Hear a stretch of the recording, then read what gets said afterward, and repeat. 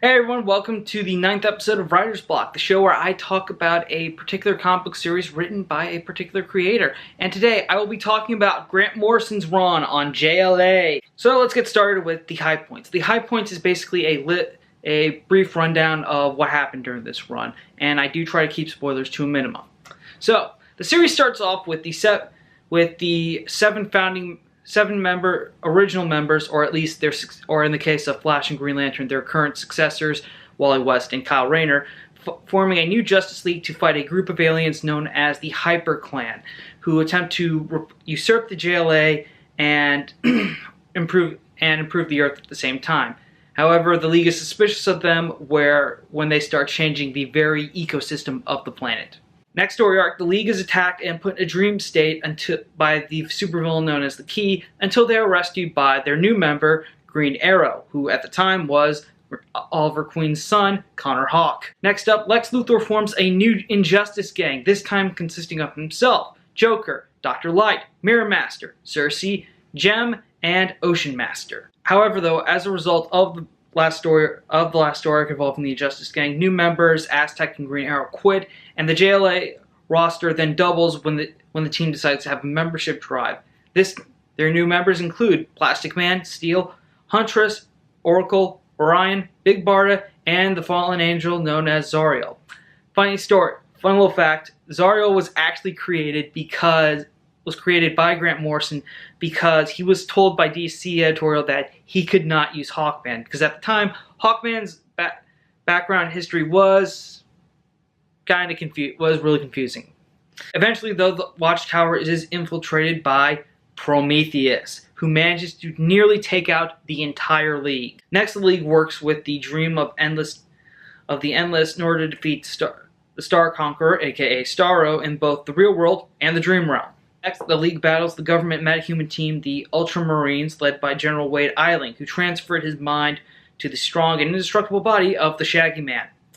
Then they team up with the JSA to deal with Johnny Thunderbolt's Thunderbolt Genie, who and also a rogue genie who also repowered ex-superhero known as Triumph. The run then concludes with an epic story that involves the League working with the New Gods to prepare Earth to fight, and I'm gonna butcher this name, Magedon, a super sentient weapon of mass destruction. I'll put a text in here just to let you know what the name is, and you can tell me how to pronounce it. And that's what happened during Grant Morrison's run on JLA.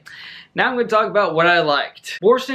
I feel like Grant Morrison accomplished the series' original goal of reuniting the core members of the Justice League. Although in this case, it's like with the current successors to Flash and Green Lantern titles respectively, especially after the JLI and the Justice League International and Justice League Europe eras. Because, I mean, those had a lot of membership changes.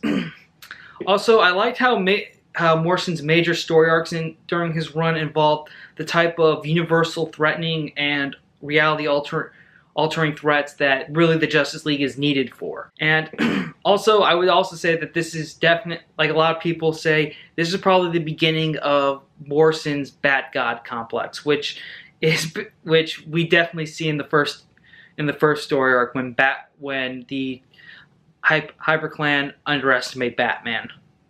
You do not underestimate the Batman. You never do. They learned that the hard way.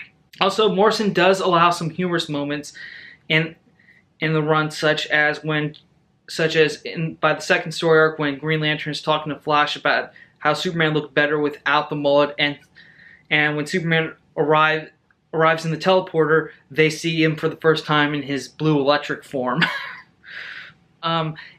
So Morrison's run had some funny moments, and it also had some really big threats that prove why the Justice League is needed, and they were also the type of threats that I feel Morrison addresses as to why only these 7 members can really help accomplish it, can really help to defeat it. Okay, now you're probably asking yourself, where can I get all these issues? Well, they are collected in various trade paperbacks, but the best way to get them is through the line of JLA Deluxe Edition paperbacks. Morrison's run is collected in volumes 1 through 4, although volume 4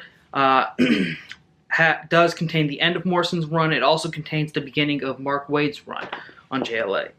And also the books are available digitally. However, though, I will make a note that Morrison did take a couple of breaks during this run with a few filler story arcs, and I'll let you know what issues he didn't write in the description in the description below. So that's basically where you can.